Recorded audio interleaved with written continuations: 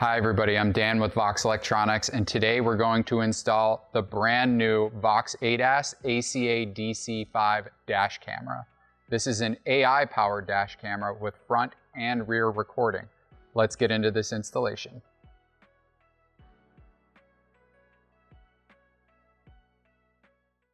Okay, we're here at the back of the vehicle. Let's talk about where to place the rear camera. The rear camera should be placed in the center of the window, but if there's an obstruction, you can always place it on the left or the right. The biggest thing you want to look for is a clear view out of the rear window so you can see what's going on behind you. If we open up the door, we can identify a nice place right here in the middle that has a good view of what's going on behind the vehicle. One thing to keep in mind is that the rear camera has a fixed wire harness.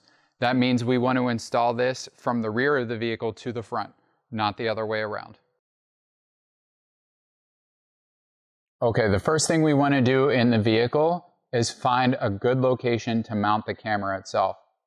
We want to make sure that we mount it somewhere in the center of the windshield where we can see both the screen and the LED pods here at the bottom of the camera are visible from the driver's seat. The best place to locate is a little bit behind the rear view mirror, right in the center. So if we take a look, we can mount the camera right here in this location. One of the things we need to make sure is that we're not blocking any of the factory ADAS features or cameras that may be mounted on this windshield. This vehicle does have a factory ADAS camera here on the windshield, but our mounting location does not block that camera. Before we secure the camera to the windshield, we want to make sure we run the power cable from the camera mounting location along the windshield and down to the underdash. We're also going to route the rear camera cable from the rear of the vehicle to the front camera mounting location. For today's installation, we're going to use the VOXX USB CHG2. This is a USB charging adapter that has power and ground on one side and a USB port on the other. This is going to help us hardwire the camera into the vehicle's wiring. If you'd like to use the camera's parking mode feature, you need to install the optional accessory ACADC5. This is a hardwire harness kit that connects to constant power, ignition power, and ground. This would allow the parking mode function to be turned on.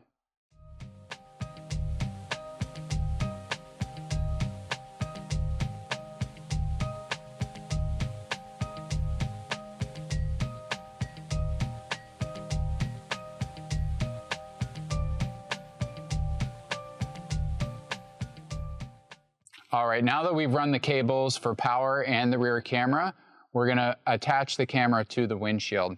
First thing we wanna do is plug the cables in and make sure that the ignition is turned to the on position. That'll allow the camera to turn on so that we can get a video preview of what we're seeing with the camera lens. We wanna find a good location to mount the camera. We found a good one here. We're gonna remove the backing and stick the camera to the windshield. We want to make sure we press firmly for about 30 to 60 seconds. We can use the front camera as our guide to align the rear camera. We make sure that the front camera is powered on and the rear video display is shown. We take the rear camera and we try and locate a position where the grid line for the rear defrost is not in the image. Once we find that location, we remove the backing from the two-sided tape and we press the camera to the window. We hold it for 30 to 60 seconds to make sure it sticks very well. Okay, with the front and rear cameras installed, we're gonna take this vehicle out on the road and make sure the dash cam is functioning properly. Let's go on a road test. Okay, before we hit the road for a road test, we want to make sure that the camera is aligned properly. So if we take a look at the camera, this is the default screen we have when the camera first turns on. If we press the top right-hand button, it'll show us the front camera view.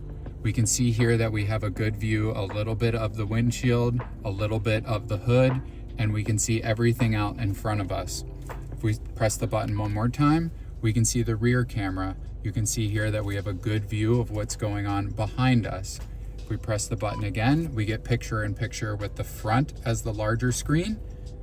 Press the button again, we get picture-in-picture as the rear with the larger screen.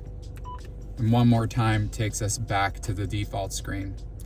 Now, we're not going to be able to test all of our features of this AI dash cam today, but we want to make sure that the core features like lane departure warning is working properly.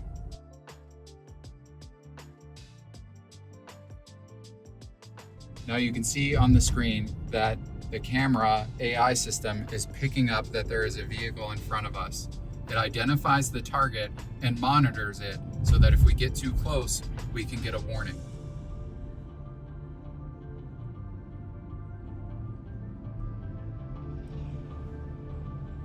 Watch out for the car ahead. As we drive along the road, the system will track all of the vehicles around us. As you can see on the screen, it's identified the vehicle to our rear in red, meaning that it is too close and it's a collision potential. As a vehicle passes us on our right, the right LED lights up green to indicate that the vehicle is in our blind spot zone. You can see it on the screen that the vehicle in front of us is also tracked in red, giving us a warning that there's a potential collision. Watch out for the car ahead. When a vehicle passes us on the left LED indicator will light up orange, indicating that there's a vehicle in the left blind spot.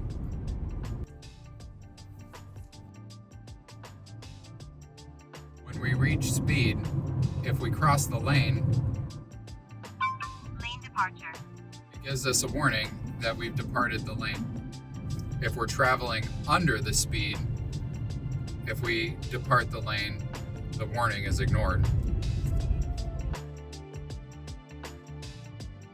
Okay, let's talk about some of the AI ADAS features that this dash camera has. So if we press the settings button, we can go into the menu settings and we can look at the ADAS functions. We can see here that you can adjust each one of these functions individually. So if you like that feature, you can keep it on. If you don't like that feature, you can always turn it off. You can see here that we have forward collision warning, lane departure warning, pedestrian collision warning, stop and go, lane change assistance, rear collision warning, and virtual bumper. You can also set the vehicle mode. So if this is installed in a sedan or a small SUV, you can set it up that way, or you can change it to a pickup truck where you have a long bed that could be between the rear camera and the rear of the vehicle. Next, let's look at video settings. If we go into the video settings menu, we can choose different record functions. So we can change the video resolution, and what that allows us to do is if we lower the resolution of the video, we can get more video stored onto the SD card. We can choose whether or not the video stamp is put onto the video. We can adjust the G sensor sensitivity. That's the sensor that's used to detect if the vehicle is in an accident. If we go down to parking mode, we can turn the parking mode function on or off. This will allow the system to record even when the vehicle is not being driven. To use parking mode, you need the optional accessory ACADC5 In the advanced settings menu, we can adjust the volume of the speaker, we can change the time zone, we can adjust the frequency adjustment. That allows us to change the recording so that we don't get flicker in any type of headlights or taillights on approaching or cars in front of us or behind us. We can set the screen to time out after a certain period of time. If you don't like the screen to be on while you're driving, just go into the timeout section and we can choose to have that screen time out at 1 minute, 5 minutes, or 10 minutes. If the screen times out and you need to wake it, just press any button on the dash cam. We can choose the speed unit. So if you're here in the United States, you can set that up for miles per hour. If you're anywhere else in the world, you can change that to kilometers per hour. We can choose the alarm sound volume. And we can also set up voice control. If we go into the voice control menu, we can turn that on or off. And then we can also take a look at the different commands that are available. If you're driving down the road and you would like the system to take a photo, you just say, take photo. The system will automatically take a photo of what's in front or behind you. You can turn the screen on or off. You can look at the front or rear camera view, and you can even lock a video in the event of an accident that may happen in front of you. The way dash cams operate is that there is an SD card in the side of the unit here that stores all of your video files. Anytime an event takes place, that video file is automatically locked onto the SD card and cannot be overridden. Every once in a while, your SD card may fill up, and using the format the memory card function allows you to format, but please keep in mind, this deletes all videos from the SD card. So if there's any videos that you would like to save, make sure you remove that SD card and download the videos onto your PC. The last function we can talk about is the factory default settings. This allows us to return this camera back to its factory settings as if it were new out of the box. If there is ever a feature that you can't seem to find or change, you can revert back to the factory settings. All right, thanks for watching our video today of the installation of the VOXX ADAS ACADC5. If you have any questions, you can go to our website at voxelectronics.com.